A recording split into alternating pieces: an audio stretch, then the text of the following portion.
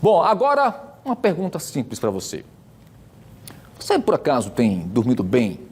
Dizem que noite perdida jamais é recuperada, não é verdade?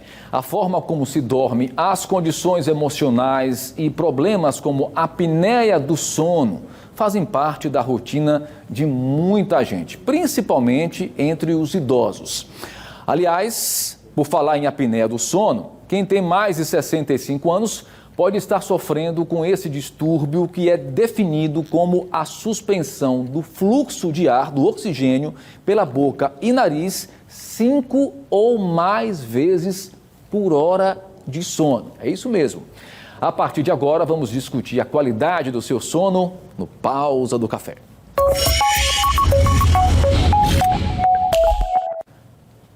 E quem vai nos ajudar mais uma vez, com toda a sua inteligência, é o Dr. Alexandre Brito, ele que é geriatra e está conosco aqui nesta quarta-feira, nessa manhã. Muito obrigado, doutor Alexandre, mais uma vez pela sua participação aqui conosco. Bem-vindo.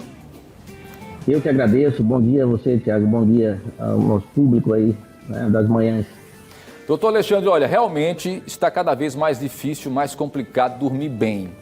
E nós, seres humanos, né, infelizmente, quando a gente chega a certa idade, a partir de certa idade, aí o ideal seria a gente diminuir, né, o estresse, a gente ter um pouco mais de qualidade de vida, né, o idoso ser respeitado com todos os seus direitos e ter um pouco mais de saúde, acesso à saúde. Mas, infelizmente, nesse país, tudo é ao contrário. E as consequências acabam surgindo no corpo, né, na saúde de todos nós.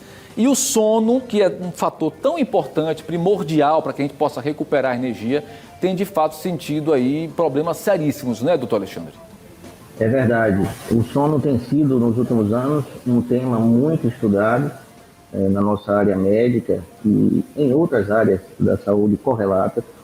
E quando a gente se refere à qualidade do sono no idoso, isso se reveste de uma importância muito grande, porque o idoso que não tem uma qualidade de sono satisfatória, ele pode apresentar inúmeras alterações do ponto de vista de sua memória, de sua atenção, de sua concentração, criando aí um importante diagnóstico diferencial com as demências. E quando a gente avalia mais aprofundadamente, o idoso tem, na verdade, uma qualidade péssima de sono. E hoje a gente vai falar principalmente da síndrome da apneia do sono.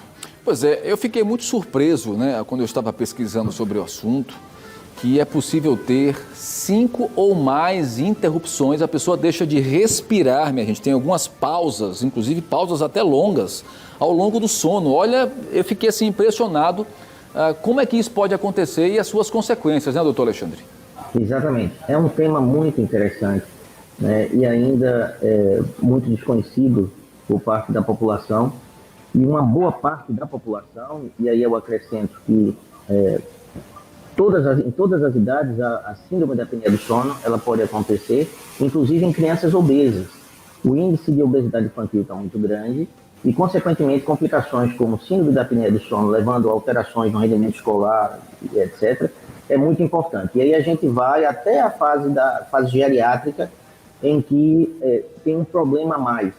O reflexo cerebral que ativa ou acorda os nossos pacientes por conta da falta de oxigênio por esse tempo demorado, esse reflexo cerebral ele é diminuído em pacientes idosos. Então, esses pacientes idosos podem estar fazendo apneia e demorando para despertar, né? Aquela fase de acordar sufocado, que adultos não idosos, não longevos, né, apresentam esse reflexo, vamos dizer, se salvam assim de complicações neurológicas. E o idoso pode não ter esse reflexo normal. Muitas vezes não tem. Somente idosos que sofrem doenças crônicas como diabetes. Doutor Alexandre, isso pode causar morte? Pode. Inclusive, a arritmia cardíaca pode estar muito associada. E tem uma patologia muito frequente que nos preocupa muito, que está muito associada à apneia do sono. Faz parte da síndrome da apneia do sono, que é a hipertensão. Então, todos nós clínicos, porque é uma situação de saúde pública, devemos estar atentos, né, ao paciente que é hipertenso e tem dificuldade de controlar a sua pressão e precisa tomar 2, 3, 4 medicações para controlar a hipertensão. Precisa ser investigado, precisa ser triado para síndrome de apneia do sono. A apneia do sono faz com que os hipertensos tenham dificuldade de controlar a sua pressão, necessitando de uma série de medicações, né, para tentar controlar e tem essa dificuldade. Então, junta-se hipertensão, obesidade, muito associada à síndrome da apneia do sono, e aí os riscos de complicações cardiovasculares. Inclusive tem até gente que só consegue dormir com um tipo de equipamento acoplado, né? Aqui é uma coisa feia até de ver, enfim.